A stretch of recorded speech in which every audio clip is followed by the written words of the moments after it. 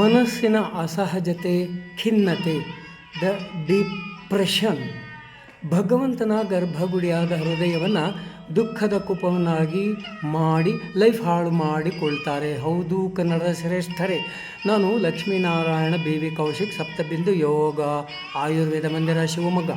ಖಿನ್ನತೆ ಅಂದರೆ ಏನು ಅನ್ನುವ ಪರಿಕಲ್ಪನೆ ಇಲ್ಲದೆಯೇ ಕೆಲವರು ತಮ್ಮನ್ನು ತಾವೇ ಅಸಾಮಾನ್ಯ ಖಿನ್ನತೆಗೆ ಒಳಪಡಿಸಿಕೊಂಡು ತಮ್ಮ ಆರೋಗ್ಯವನ್ನು ತಾವೇ ಹಾಳು ಮಾಡಿಕೊಳ್ತಾ ಇರ್ತಾರೆ. ಏನು ಅದು ಖಿನ್ನತೆ?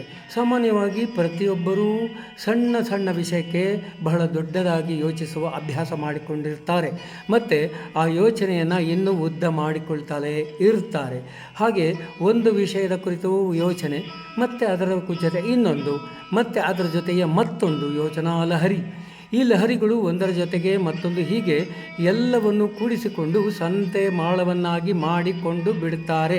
ಅಂದರೆ ಸಂತೆಯಲ್ಲಿ ನೆರೆಯುವ ಜನ ದನಗಳನ್ನು, ತರಕಾರಿಗಳನ್ನು, ಗಿಲೀಟಿನ ಐಟಮ್ಗಳನ್ನು ಮಾರ್ತಿರ್ತಾರೆ. ಹೌದಾ? ಅಲ್ಲಿ ಯಾವುದನ್ನು ತಕ್ಕೊಳ್ಬೇಕು, ಯಾವುದನ್ನು ಬಿಡಬೇಕು ಅನ್ನೋದು ಗೊತ್ತಾಗಲ್ಲ. ಹಾಗೆಯೇ ಸಂತೆಗೆ ಹೋದಾಗ ಯಾವುದನ್ನು ಖರೀದಿ ಮಾಡಬೇಕು ಅನ್ನೋ ವಿಚಾರ ನಿರ್ಧಾರಿತವನ್ನಾಗಿ ಮಾಡಿಕೊಂಡಿರಬೇಕು. ಹಾಗೆಯೇ ಯಾವ ವಿಷಯದ ಕುರಿತಾಗಿ ವಿಚಾರ ಮಾಡಬೇಕು ಅನ್ನೋ ವಿಚಾರ ನಿರ್ಧಾರಿತವಾಗಿರಬೇಕು. ಯಾವ ವಿಷಯದ ಕುರಿತಾಗಿ ವಿಚಾರ ಮಾಡಬೇಕು ಮತ್ತು ಯಾವ ವಿಷಯ ಕುರಿತು ವಿಚಾರ ಮಾಡಬಾರದು ಅನ್ನುವ ಗಮನ ತಪ್ಪಿ ಹೋಗಿ ಮೈಂಡ್ ಅನ್ನೋದು ಕನ್ಫ್ಯೂಷನ್ ಸ್ಟೇಟಸ್ನಲ್ಲೇ ಉಳಿದು ಬಿಡುತ್ತೆ. ಕೆಲವು ಹಿರಿಯ ನಾಗರಿಕರು, ಕೆಲವು ಹೆಣ್ಣು ಮಕ್ಕಳಲ್ಲಿ ಮುಗುದೆಯರು ಇದಕ್ಕೆ ಹೊರತಾಗಿರೋಲ್ಲ. ಕೆಲವರು ಅವರ ಆಲೋಚನಾ ಲಹರಿಗಳನ್ನು, ಅಂದರೆ ಚಿಂತೆಗಳನ್ನೇ ತಮ್ಮ ಮನಸ್ಸಿನ ಗೂಡಿನ ಒಳಗೆ ಇಟ್ಟುಕೊಂಡು ಕದವನ್ನು ಮುಚ್ಚಿಬಿಡ್ತಾರೆ. Shut the door. Adiguru Shri ಶಂಕರಾಚಾರ್ಯರು ತಮ್ಮ ಭಜಗೋವಿಂದಂ ಸ್ತೋತ್ರದಲ್ಲಿ ಹೇಳ್ತಾರೆ, ಬಾಲಸ್ತಾವತು ಕ್ರೀಡಾಸಕ್ತಃ ತರುಣಸ್ತಾವತು ತರುಣೇ ಸಕ್ತಃ ವೃದ್ಧಸ್ತಾವತು ಚಿಂತಾಸಕ್ತಃ ಅಂತ ಹೇಳಿದರು. ಅರ್ಥ, ಮಕ್ಕಳು ಆಟದಲ್ಲಿ ಆಸಕ್ತಿ ಉಳ್ಳವರು, ತರುಣರು ಸಂಸಾರ ಬಾಳು ನಡೆಸುವುದರಲ್ಲಿ ತಲ್ಲೀನರಾಗಿರ್ತಾರೆ, ವಯಸ್ಸಾದವರು ಚಿಂತೆಯಲ್ಲಿ ಆಸಕ್ತಿ ಹೊಂದಿರ್ತಾರೆ ಅಂತ. ಎಲ್ಲ ವಯೋವೃದ್ಧರು ತಮ್ಮ ಜವಾಬ್ದಾರಿಗಳನ್ನು ಮುಗಿಸಿಕೊಂಡು ಜ್ಞಾನವೃದ್ಧರಾಗಿಯೂ ಕೂಡ ಕೆಲವರು ತಮ್ಮ ಮನೆ ಮಂದಿಯ ಯೋಚನೆಯಲ್ಲಿಯೇ, ಚಿಂತೆಯಲ್ಲಿಯೇ ಮುಳುಗಿ ತಮಗಿರುವ ಅಲ್ಪ ಅವಧಿಯ ಅವಕಾಶವನ್ನು ಆನಂದವಾಗಿ ಬಳಸಿಕೊಳ್ಳುವ ಬದಲು ಒದ್ದಾಡಿಕೊಳ್ತಾ ತಮ್ಮ ಆರೋಗ್ಯವನ್ನು ಹಾಳು ಮಾಡಿಕೊಳ್ತಾರೆ. ಹಾಗೆ ಅವರು ಡಿಪ್ರೆಷನ್ನಲ್ಲಿಯೇ ಇರ್ತಾರೆ. ಇದನ್ನು ಇತರರು ವ್ಯಂಗ್ಯ ಮಾಡುತ್ತಾರೆ. ಹೌದಾ? ಹಾಗಾದರೆ ಅವರು ಏನು ಮಾಡಬೇಕು? ಶ್ರೀ ಶಂಕರಾಚಾರ್ಯರು ಮತ್ತೆ ಹೇಳಿದರು ಆ ಭಜಗೋವಿಂದಂ ಶ್ಲೋಕದ ಮುಂದುವರೆದ ಉತ್ತರ ಪದದಲ್ಲಿಯೇ, ಪರೇ ಬ್ರಹ್ಮಣೇ ಕೋಪಿನ ಸಕ್ತಃ. ನೋಡಿ, ಪರಬ್ರಹ್ಮನಂತೆ ಯಾವುದರಲ್ಲಿಯೂ ಯಾವ ವಿಷಯದಲ್ಲಿಯೂ ಆಸಕ್ತಿ ಹೊಂದಿರಬಾರದು. ಉಪೇಕ್ಷೆ. ತಮ್ಮೆಲ್ಲ ಜವಾಬ್ದಾರಿಗಳನ್ನು ಮುಗಿಸಿಕೊಂಡಿರುವ ಹಿರಿಯರು ಅವುಗಳನ್ನೆಲ್ಲ ಕಿರಿಯರಿಗೆ ವಹಿಸಿ ತಮ್ಮ ಮುಂದಿನ ಬಾಳಿನ ಯೋಗಕ್ಷೇಮಕ್ಕೆ ಎಲ್ಲ ತಯಾರುಗಳನ್ನು ಮಾಡಿಟ್ಟುಕೊಂಡು ಆನಂದವಾಗಿ ಮುಂದಿನ ದೇವರ ಸಂಕಲ್ಪಿತ ಅವಧಿಯ ಬಾಳನ್ನು ಬಾಳೋದನ್ನು ಗಮನಿಸಬೇಕು. ಅದು ಹೇಗೆ? ಅದು ನಮ್ಮ ಭಾರತೀಯ ಆಧ್ಯಾತ್ಮಿಕ ಮಾರ್ಗವನ್ನು ಅನುಸರಿಸಬೇಕು. ಅದು ಬಹಳವಾಗಿ ಅಲ್ಲದಿದ್ದರೂ, ತುಂಬವಾಗಿ ಅಲ್ಲದಿದ್ದರೂ, ಸ್ವಲ್ಪವಾಗಿ ಮಾತ್ರ ಆದರೂ ಗಮನಾರ್ಹವಾಗಿ ಗಮನಿಸುವುದು. ಅದೇ ಜೀವನಾದಾರಭ್ಯ ಮನಸ್ಸಿನ ಆರೋಗ್ಯವನ್ನು, ಶರೀರದ ಆರೋಗ್ಯವನ್ನು ಸಂತುಲಿತ ಮಾಡಿ ಸಂಕರ್ಷಣ ಸ್ವರೂಪದಲ್ಲಿ ಭಗವಂತನನ್ನು ನಿರಂತರ ಧ್ಯಾನಿಸುವಂತೆ ಮಾಡುತ್ತಿರುತ್ತದೆ. ಆದರೆ ಸಾಧ್ಯವಾಗುವುದಿಲ್ಲ.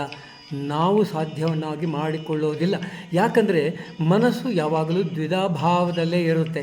ಅಂದರೆ ಪ್ರಮಾಣ ಅನ್ನೋದು ಮನಸ್ಸು ಆದೇಶ ನೀಡುತ್ತಿರುತ್ತದೆ. ಅಂದರೆ ಪ್ರಮಾಣ ಅನ್ನೋ ನಮ್ಮ ಮನಸ್ಸು ನಮ್ಮ ಮನಸ್ಸಿಗೆ ಆದೇಶ ನೀಡುತ್ತಾ ಇರುತ್ತೆ. ಹೌದು, ನಿರಂತರ ಭಗವಂತನ ಧ್ಯಾನವನ್ನು ಮಾಡಿಕೊಳ್ಳಬೇಕು ಅಂತ. ಮತ್ತೊಂದು ಮನಸ್ಸು ವಿಪರ್ಯಯ ಅಥವಾ ವಿಕಲ್ಪಿತ ಮನಸ್ಸು ಹೇಳುತ್ತೆ, ಯಾಕೆ ಮಾಡಬೇಕು? ಸಮಯವಿಲ್ಲ.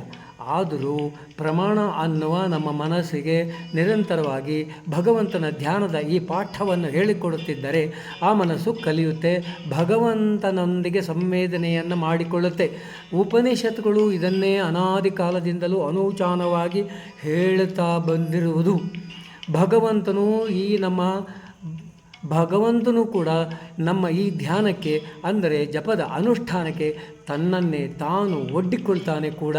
ಅದೇ ಭಗವಂತನ ಸಾಕ್ಷಾತ್ಕಾರವಾಗೋದು, ಅದೇ ಭಗವಂತನ ಸನ್ನಿಧಿ ಆಗೋದು ಕೂಡ. ಅದು ಹೇಗೆ ನೋಡೋಣ. ಶ್ವೇತಾಶ್ವತರೋಪನಿಷತ್ನ 3ನೇ ಅಧ್ಯಾಯದ 14ನೇ ಶ್ಲೋಕದಲ್ಲಿ ಹೇಳುವಂತೆ ಅದನ್ನು ಸ್ವಾಮಿ ಆದಿದೇವಾನಂದ ಶ್ರೀ ರಾಮಕೃಷ್ಣಾಶ್ರಮ ಯಾದವಗಿರಿ ಮೈಸೂರು ಅವರು ಹೇಳ್ತಾರೆ. ಸಹಸ್ರಶೀರ್ಷಃ ಪುರುಷಃ ಸಹಸ್ರಾಕ್ಷ ಸಹಸ್ರಪಾತ್ ಸ ಭೂಮಿಂ ವಿಶ್ವತೋ ಋತ್ವಾ ಅತ್ಯತ್ತಿಷ್ಟದ್ದಶಾಂಗುಲಂ. ಈಗ ನೋಡಿ ಭಗವಂತನ ಸ್ವರೂಪವನ್ನು. ಭಗವಂತನಿಗೆ ಸಹಸ್ರ ಶಿರಗಳು, ಸಹಸ್ರ ಶಿರ, ಸಹಸ್ರಪಾತ್ ಅಂದರೆ ಗಣಿಸಲು ಬಾರದಷ್ಟು ಶಿರಗಳು, ಲೆಕ್ಕವಿಲ್ಲದಷ್ಟು ಪಾದಗಳು.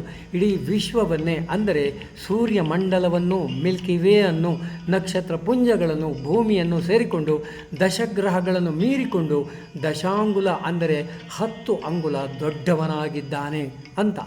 ಅಂತಹ ಮಹಾದ್ಭುತವಾದ ಗಾತ್ರವುಳ್ಳ ಭಗವಂತನು ಮತ್ತೆ ಹೇಗಿರುತ್ತಾನೆ ಗೊತ್ತಾ? ಅದೇ ಶ್ವೇತಾಶ್ವತರೋಪನಿಷತ್ತಿನ 3ನೆಯ ಅಧ್ಯಾಯ 13ನೇ ಶ್ಲೋಕದಲ್ಲಿ ಹೇಳ್ತಾರೆ.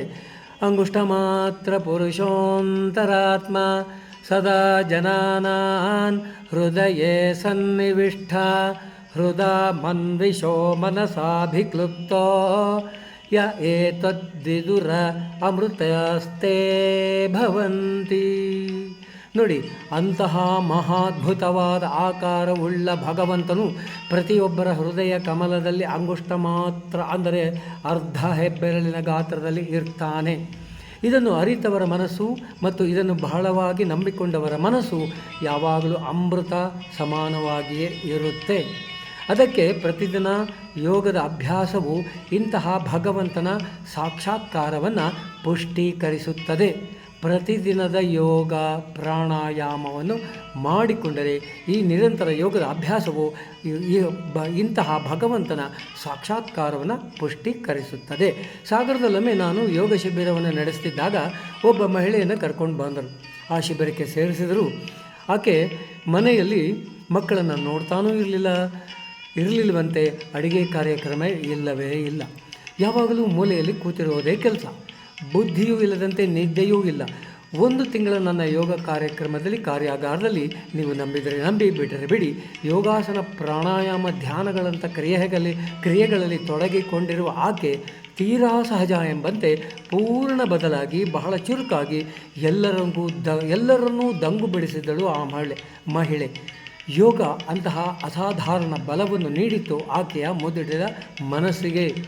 ಯೋಗವು ನಮ್ಮನ್ನು ದೇವರನ್ನು ಅವಿನಾಭಾವದ ತರಂಗಗಳಲ್ಲಿ ಬಂಧಿಸಿ ಇಟ್ಟುಕೊಳ್ಳುತ್ತೆ. ಅದಕ್ಕೆ ಹಿರಿಯರಾದರೂ ಯೋಗವನ್ನು ಮಾಡಿಕೊಂಡರೆ ಅವರ ಇನ್ನುಳಿದ ಬಾಳು ಬಂಗಾರವಾಗುತ್ತೆ. ಅವರ ಇನ್ನುಳಿದ ಬಾಳು ಬಂಗಾರವಾಗುವಂತೆ ಮಾಡುವುದೇ ಯೋಗ.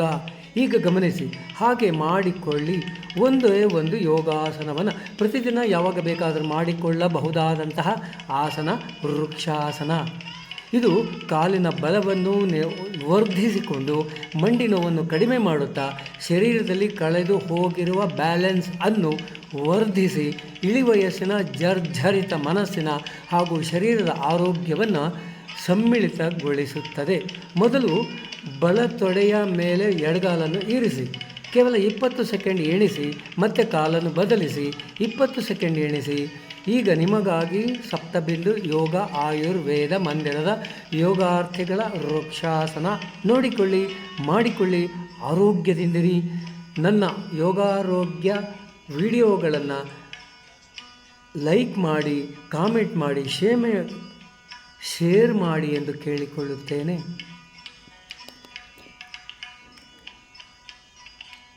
1 2 3 4 5 6 7 8 9 10 20 ತನಕ 11 12 13 14 15 16 17 18 19 20